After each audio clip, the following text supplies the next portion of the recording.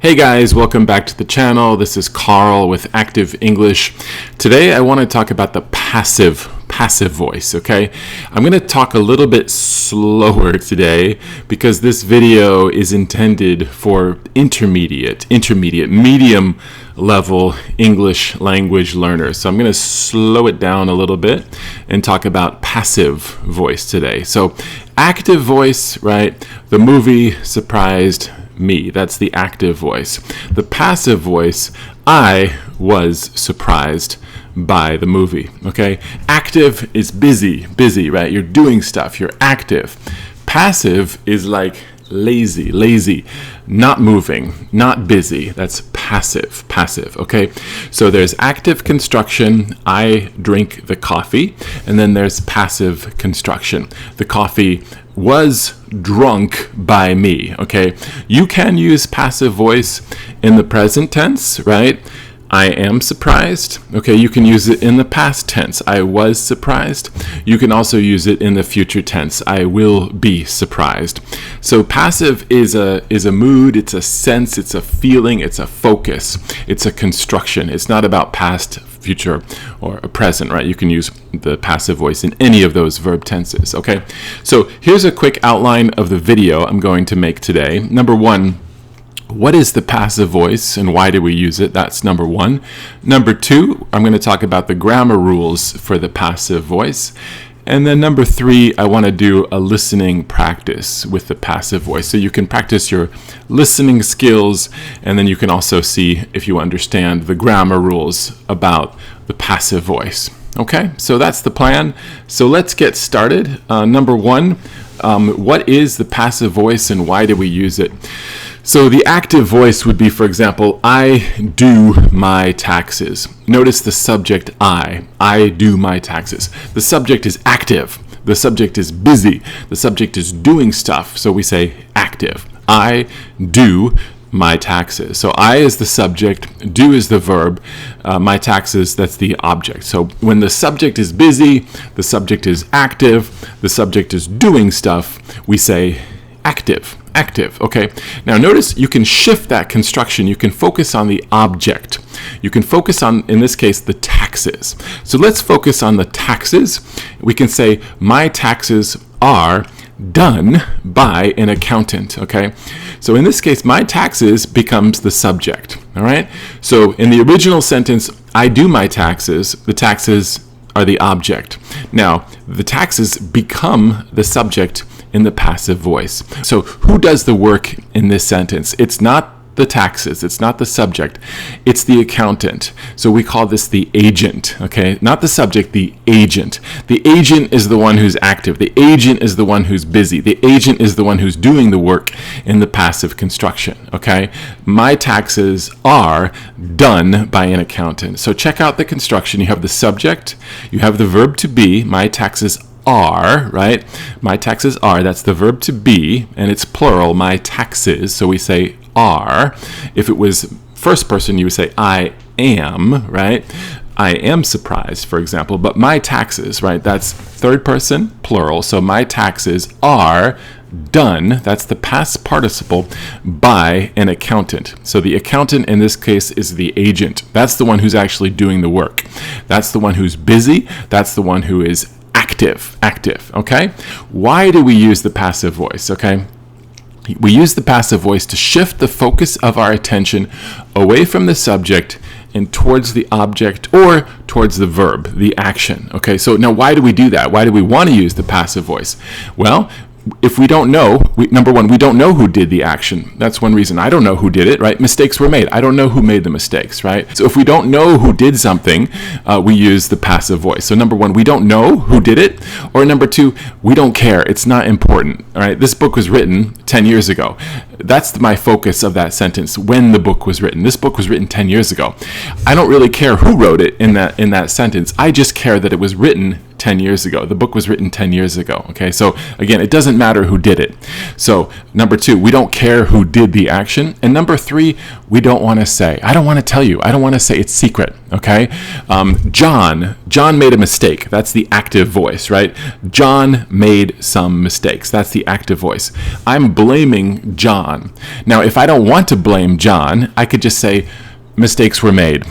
I don't want to say who did it, right? It's secret, and I don't want to blame John, so I'm just saying mistakes were made, okay? And I'm not going to even include the agent. Mistakes were made by John? No, mistakes were made, period, okay? So notice I'm protecting John, his identity. I don't want to say that John was the one who made the mistakes, okay? So that's the value of the passive voice, right? You can use it to shift the focus of your sentence away from the subject towards the object or towards the verb, the action. Okay, so this is a common, super common construction in American English, the passive voice. Okay, let's take a look at the grammar rules for the passive voice.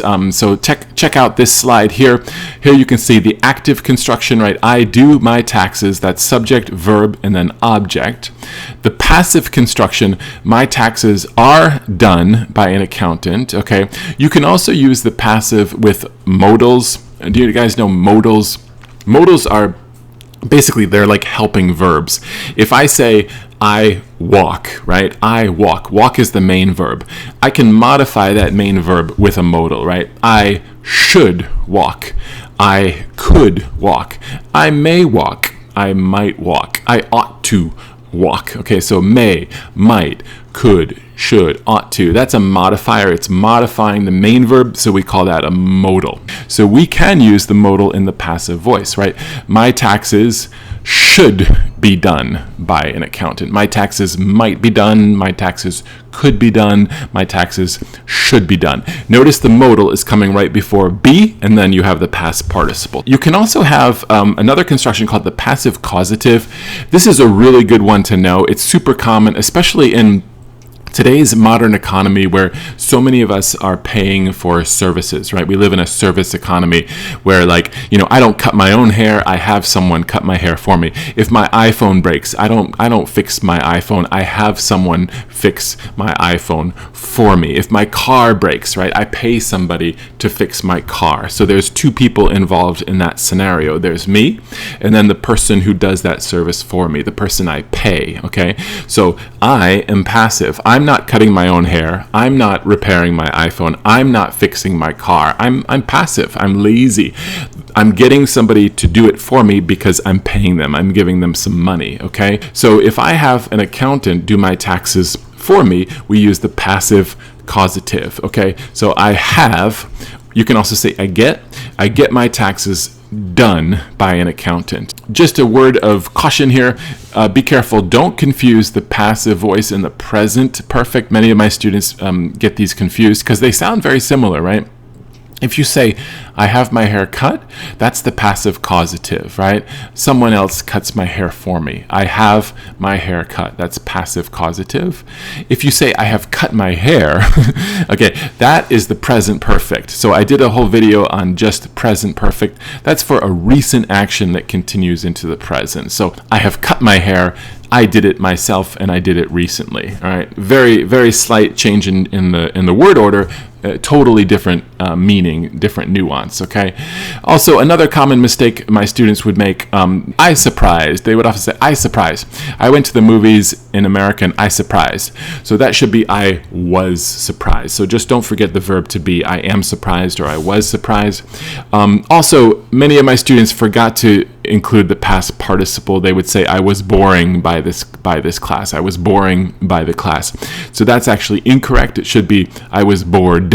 Just don't forget, that's the past participle. I was bored, ed.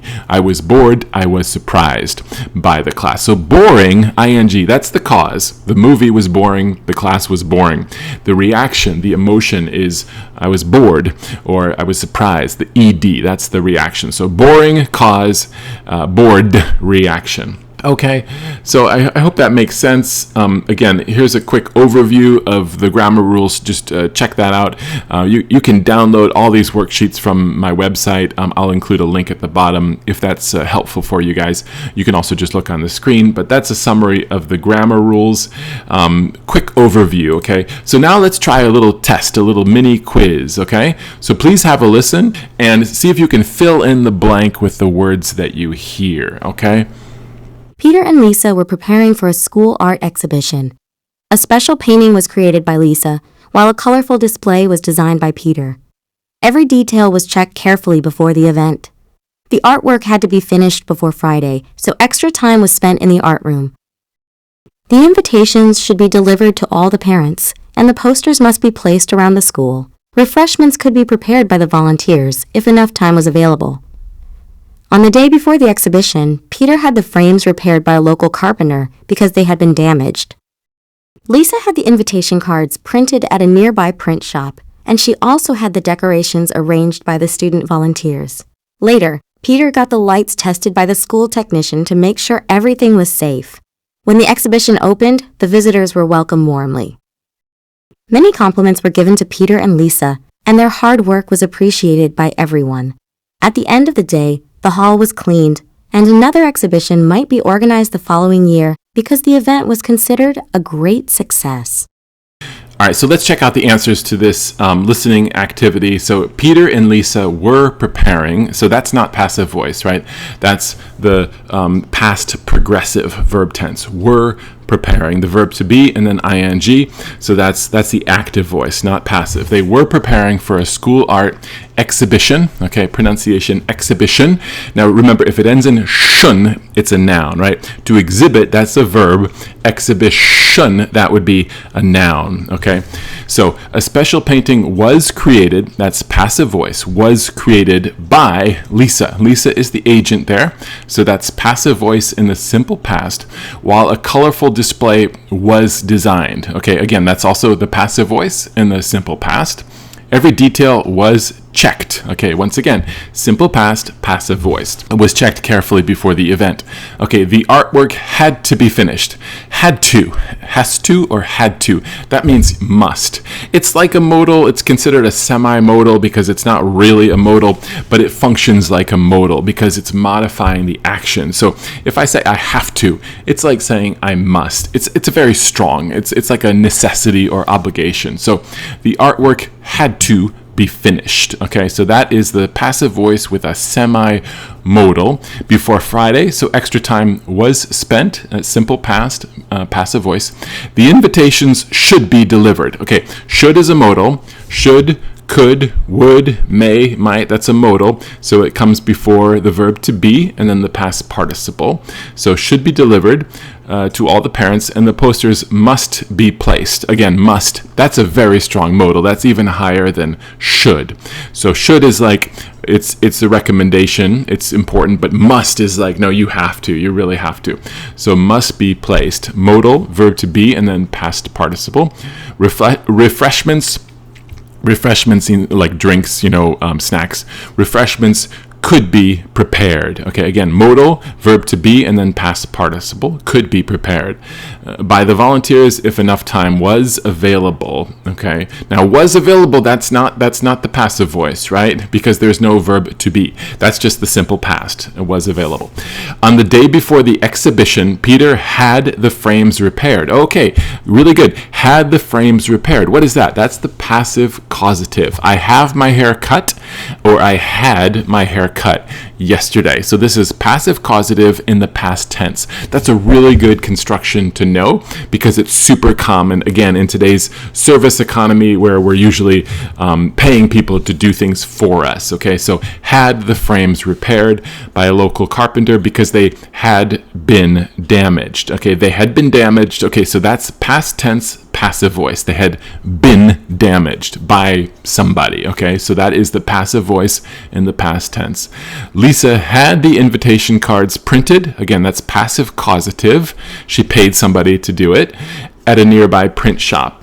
And she also had the decorations arranged. All right, so that's, again, passive causative. causative. She had the decorations, that's the object, and then you have the past participle, all right, arranged by the student volunteers. The student volunteers are the agents in this situation. Okay, later, Peter got the lights tested. Okay, that's also the passive causative. You can use passive causative with have or with get. I have my hair cut, I get my hair cut. It's the same thing, okay? So Peter got the lights tested, that's passive causative, by the school technician, that's the agent, to make sure everything was safe.